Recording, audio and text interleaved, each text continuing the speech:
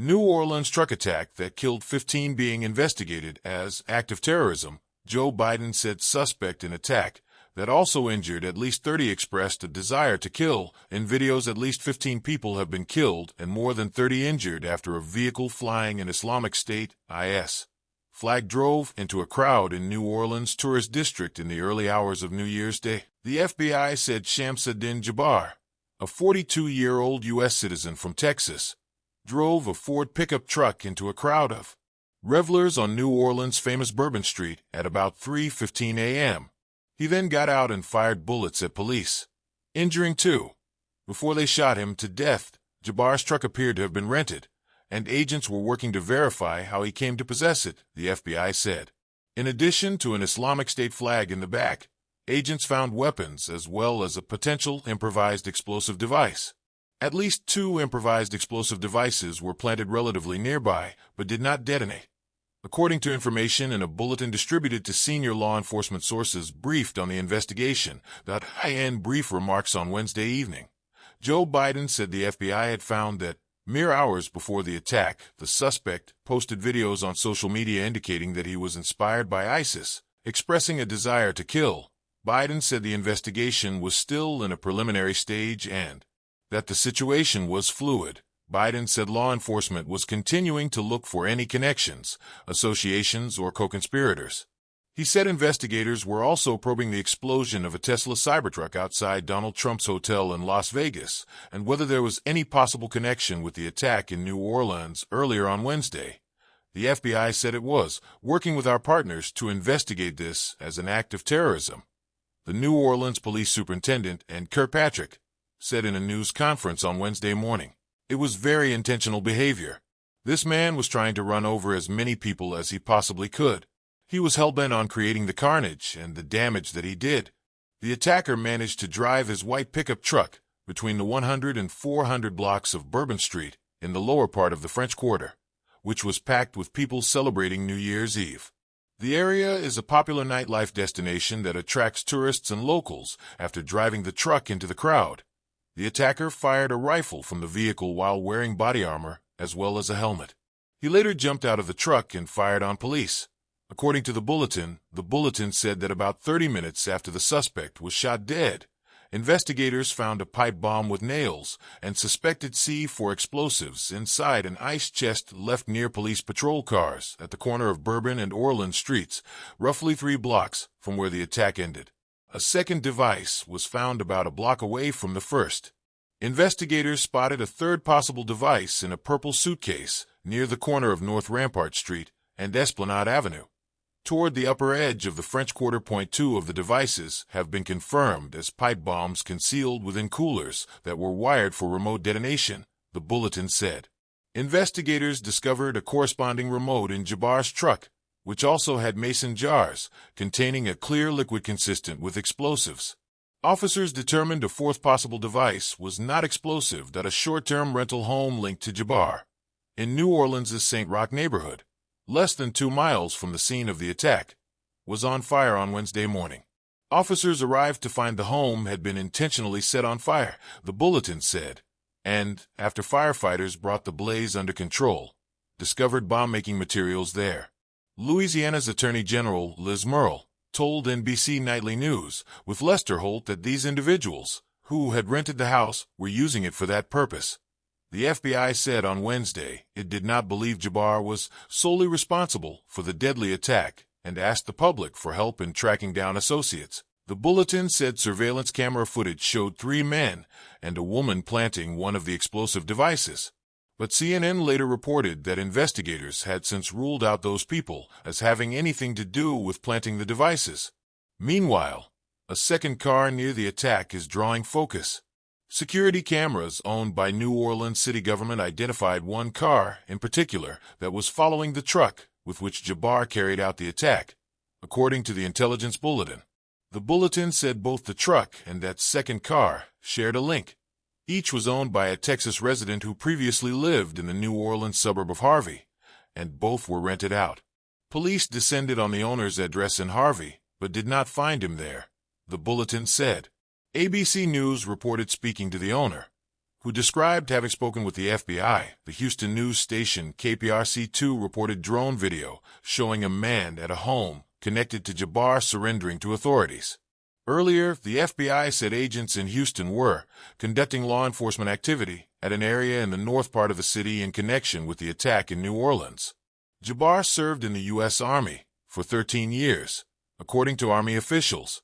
He was a human resource specialist and information technology specialist from 2007 until 2015.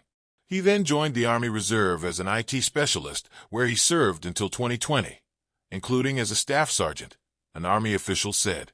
He also deployed to Afghanistan from February 2009 to January 2010. In August 2004, before his Army service, Jabbar enlisted in the Navy, but he was discharged a month later, a Navy official told Reuters.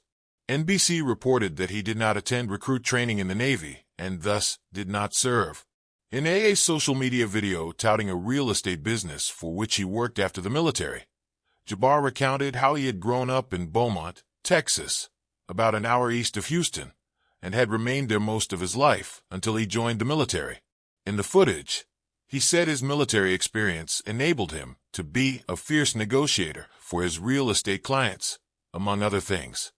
Jabbar graduated with a computer information systems degree from Georgia State University after studying there from 2015 to 2017, school officials told Atlanta News First.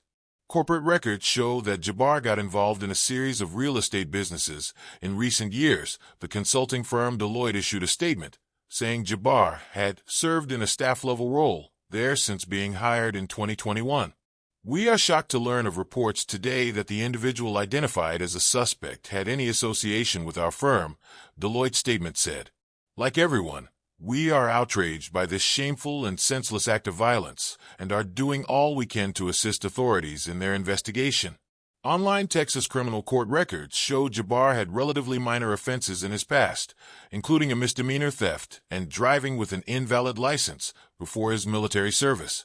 The New York Times reported he was twice divorced, and in 2022, during the second divorce, he reportedly wrote an email complaining that he needed to settle the divorce because he could not afford to make his house payment otherwise. The Times reported speaking to the new husband of Jabbar's second ex-wife, Nikidra Charles. Charles' husband, Dwayne Marsh, said Jabbar, who had 2 daughters with Charles, had converted to Islam at some point and more recently started acting all crazy, cutting his hair. Marsh said he and Charles eventually stopped allowing her daughters, ages 15 and 20, to spend time with Jabbar, and that each of them were a mess after the attack. That I end an evening update. The New Orleans coroner said the death toll from Wednesday's attack stood at least 15. Local media identified the first known fatalities as Nikira Shyandito, 18, who had traveled to New Orleans from nearby Gulfport, Mississippi, with a cousin and a friend, Reggie Hunter, a 37-year-old father of 2 from Baton Rouge, Louisiana, and Tiger Beck, a 27-year-old Lafayette, Louisiana, native and former football player. A 4th victim was named as Nicole Perez, a 28-year-old mother and delicatessen manager from Metairie, Louisiana, who was celebrating the new year with friends. The New Orleans police chief said the 2 police officers who had been shot were in stable condition at New Orleans University Medical Center. The police chief said most of the injured were believed to be local residents and not visitors. As the sun began to rise over the city on New Year's Day, law enforcement from a number of agencies had swarmed across the city's French Quarter. Much of Bourbon Street was blocked off as police checked the area for secondary devices. New Orleans government for years has been using bollards meant to prevent motorists from driving up Bourbon Street at particularly crowded times, including for major celebrations like New Year's. But those bollards were down for repairs at the time of Wednesday morning's attack. At the intersection of Bourbon Street and Canal Street, usually a bustling tourist hub, dozens of city police cars lined the streets. Yellow police tape was wrapped around the main drag, and 3 white vans from the parish coroner's office were parked parallel, near where the attack took place. One resident, who did not want to give his name, had been asleep at his home nearby when the attacks began and said he awoke to screams of terror and shouts of "No!"